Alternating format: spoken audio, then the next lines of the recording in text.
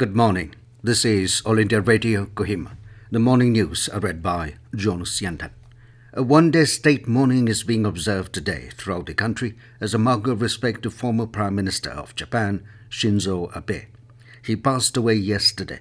Union Home Ministry said the national flag will be flown at half-mast on all buildings where the national flag is flown regularly. There will be no official entertainment. Union Minister of Youth Affairs and Sports Anurag Thakur yesterday launched revised schemes of cash awards, national welfare and pension to sportspersons, web portal for schemes of Department of Sports and National Sports Development Fund website in New Delhi.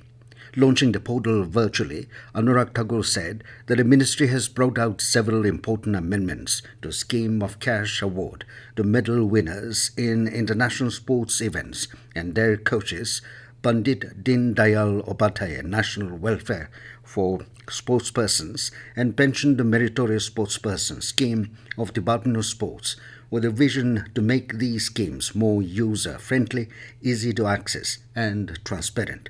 Thakur appealed to the people, PSUs, corporate houses and other institutions to make their contributions to the National Sports Development Fund for creating sports infrastructure and facilities for the sportspersons.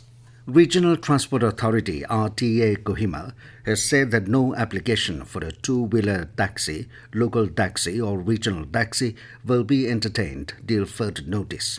The decision was taken during the RTA meeting held on July 6 at the Office Chamber of Deputy Commissioner and Chairman RTA Kohima, Shanavas C. The meeting decided to direct the City Bus Operators Union Kohima to comply with the government's notification concerning retrofitting the buses to enable access for persons with disabilities. It said retrofitting should be done only at the government's approved centres. The RTA Kohima also decided to ask Urban Development Officer Kohima and Administrator Kohima Municipal Council to make necessary facilities for persons with disabilities at bus stops, parking spaces and ticketing counters, confirming the accessibility standards. While observing the frequent breakdowns of goods-laden vehicles along Kohima-Dimapur Road causing jams, the RTA will conduct routine checking for overloading and penalize violators as per the relevant section of the Motor Vehicle Act. Further, the RTA Kohima asked the ANTA, Two-Wheeler Taxi Association and City Bus Operators Union Kohima to submit a detailed list of vehicle registration numbers with the names of the drivers and functioning mobile numbers and submit to RTO on or before July 30. Along with the rest of the country, Nagaland observed Hariyali Saptah celebration in commemoration of Azadi Ka Amrit Mahotsav. Divisional Forest Officer Rajkumar M. said programs were conducted at 4 locations in the state, 2 in Kohima and 1 each in Mukokchung and Dimapur. Union Ministry of Environment, Forest and Climate Change organized a plantation drive throughout the country under the banner of Hariyali Saptah. While the main event was held in Delhi, programs were organized at 150 locations across the country.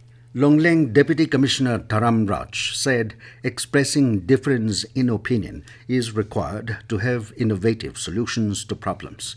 Chairing the District Planning and Development Board meeting on Thursday, Raj said innovative solutions can only be achieved through active participation of the members.